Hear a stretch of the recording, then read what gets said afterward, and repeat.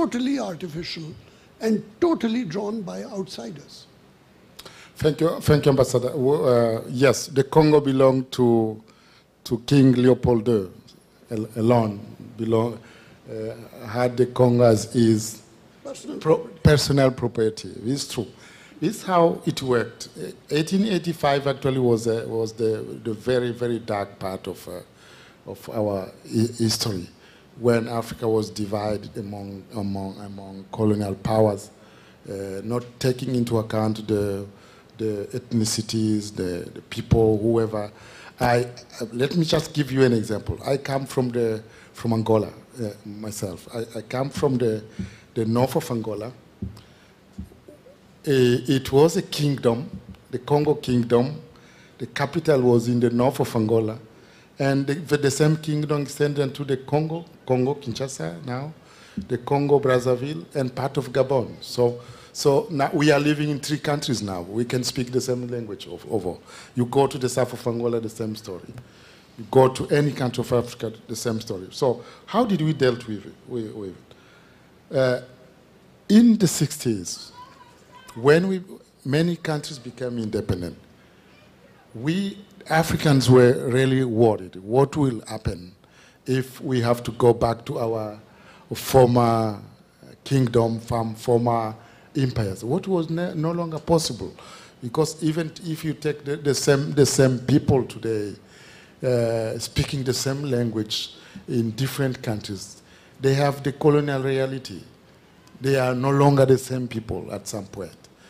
And so the heads of state, the organization of the African Unity at the time, decide to keep the borders left by the colonial masters. It is a very,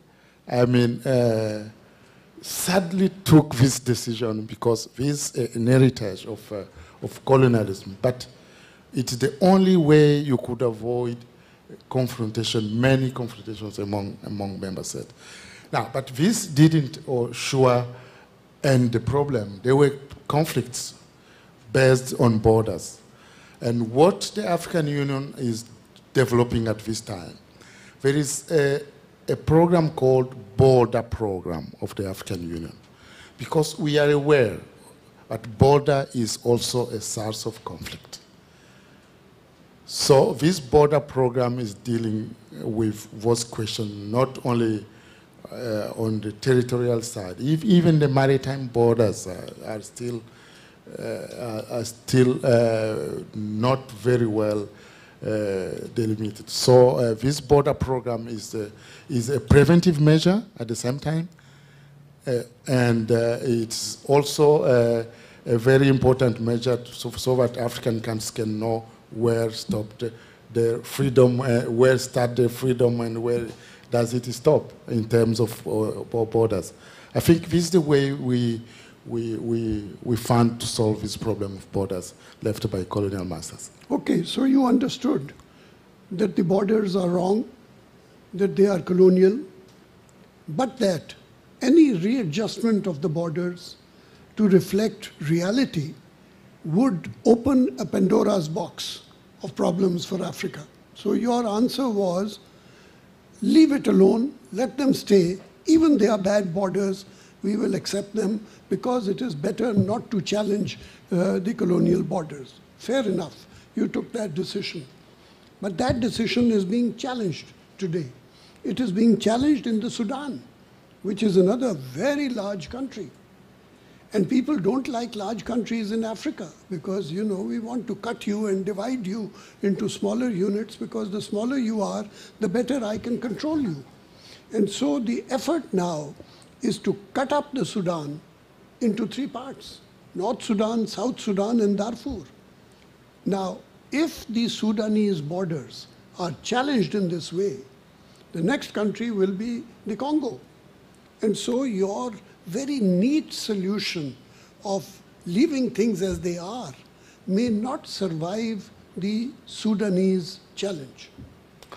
Yes, Ambassador, I know that some scholars, even in this country, did defend this theory of having that Africa is too the countries are too big, as if they have not struggled themselves to be united. Everybody, it is the normal trend of people today, is to have great space but united. So why then Africa should take the opposite side, the opposite way? So I do understand the question you are posing on the Sudan. Surely there is an agreement reached among the Sudan government, the SPLM. But at the same time, we are aware in Africa that any opening of the Pandora box may have consequences on the rest. Unity has preserved Africa from many, many conflicts. And not only conflict, but I think everybody has understood in the world that it's only uniting you can be strong. You have understood it in this country. Europe has been doing the same. So I don't see why Africa should not do the same. Fair enough. I admire you because you have been through slavery and you've forgotten it. You've been through colonialism and you've forgotten it. You've been through artificial borders and you've forgotten it. So you have shown very greatness in your ability to adjust to a new world. In fact, what you have done is absolutely miraculous. You have come together in the African Union.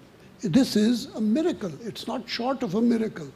Those of us who work at the United Nations know that in order to succeed, in order to get anything done in the United Nations, you have to be friendly with the African Union. In other words, you have a controlling vote in the United Nations because 53 countries are standing shoulder to shoulder and acting together. This is absolutely remarkable. And my question to you is, how did you do it? How did you manage to stay together despite the diversity, despite your horrible history, and despite the problems that you have? How do you stay so united? Yeah, I think, Ambassador, Africa has been, this is an example we can refer to, but Africa has been an example as a very big continent, but united since the beginning, starting by the Organization of the African Unity and to the African Union. We have been trying always to have a kind of common position. This comes from some traditional practice also. Traditional practice are mainly based on consensus. And if you go to the African group is maybe for those who are not familiar to that. African group is the group of the ambassadors, African ambassadors to the United Nations. You will never see the African group voting on a question. It never happened. So we try to have this common position. And that's why the African group receives, my colleague here may say, I think every week I receive some 7 or 6 letters of people willing to come to speak to the African group to seek support. Because we are, as you referred to, we are 53 votes with a very, very big weight at the General Assembly of the United Nations. So I think those are the mechanisms. The African Union has played a very great importance to keep this unity on the continent. I'm going to ask you some specific questions because you spoke about traditional practices. One of the traditional practices in Africa is that you marry many women. I want to know, how do you do it? I am married to one woman for the last 47 years, and I tell you it was extremely difficult. How do you manage to marry more than one woman and get away with it? Ambassador, I'm a little bit tempted to ask you the same question, but